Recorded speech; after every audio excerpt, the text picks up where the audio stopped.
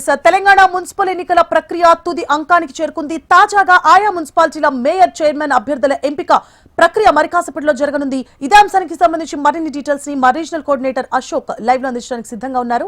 అశోక్, సువర్ణ మనం చూస్తున్నాం, హోరాహోరీగా తెలంగాణ వ్యాప్తంగా జరిగినటువంటి 116 మున్సిపాలిటీలు, 7 కార్పొరేషన్ సంబంధించినటువంటి చైర్మన్లు, వైస్ చైర్మన్లు, మేయర్లు, డిప్యూటీ మేయర్ల ఎన్నిక ఇవాళ మధ్యాహ్నం జరిగింది. 11 గంటల వరకు మున్సిపాలిటీ ఆఫీసులకు కౌన్సిలర్లతో కలిసి అందరు రానున్నారు. అలాగే మేయర్ కార్యాలయం కూడా ఉంది.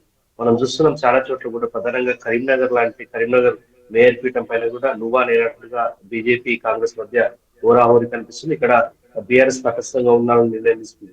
మరోవైపు గద్వాల మున్సిపాలిటీకి సంబంధించి కావచ్చు, ఆలంపూర్ కావచ్చు, అమన్గల్ కావచ్చు, ఈ మున్సిపాలిటీకి సంబంధించి హంగొచ్చినటువంటి నేపథ్యంలో చాలా కీలకంగా కూడా కౌన్సిలర్ సంబంధించి ప్రధానంగా కనిపిస్తుంది. ఇక్కడ అమన్గల్ లో అయితే బీజేపీ కాంగ్రెస్ వర్తిస్తున్నటువంటి ఒక సంకేతం నాకు కనిపిస్తుంది.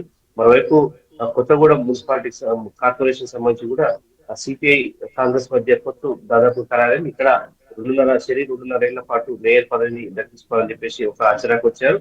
సో మొత్తంగా చూస్తున్నాం మనం ఏదైతే మొత్తం 116 మున్సిపాలిటీలు, 7 కార్పొరేషన్లకు సంబంధించినటువంటి ప్రాంతాల్లో చాలా చోట్ల కూడా మెజార్టీ స్థానాలు కాంగ్రెస్ కు వచ్చాయి. ఆ తర్వాత 2వ స్థానంలో బీఆర్ఎస్ అయితే హంగు ఉన్నటువంటి స్థానంలో మాత్రం చాలా హోరాహోరీగానే పరిస్థితి కనిపిస్తుంది. జనగామ మున్సిపాలిటీ విషయంలో కూడా చాలా హోరాహోరీ కనిపిస్తుంది. ఇక్కడ కూడా బీఆర్ఎస్ కు కాంగ్రెస్ కు సేమ్ ఉన్నటువంటి నేపథ్యంలో ఇండిపెండెంట్ 4 కౌన్సిలర్ అభ్యర్థులు ఎటు మద్దతు ఇస్తున్నటువంటి ఉత్కంఠ కొనసాగుతుంది. మరోవైపు ఎన్నికల సంఘం సంబంధించి ఇక్కడ చాలా క్లియరెన్స్ గా ఉంది. ఏదైతే ఎక్సఫిషియల్ ఓట్లకు సంబంధించి స్థానిక ఓటర్ అయి ఉండాలి, ఎమ్మెల్యే అక్కడ ఆ నియోజకవర్గానికి సంబంధించిన ఓటర్ అయి ఉండాలి, ఎమ్మెల్సీ కూడా అక్కడే ఉన్నటువంటి నేపథ్యం ఉంది.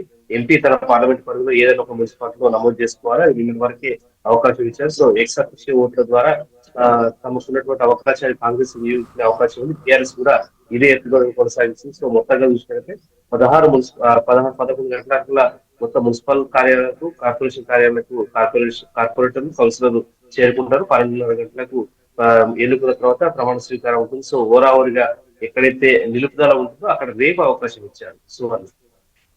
Right, thank you for the updates Ashok.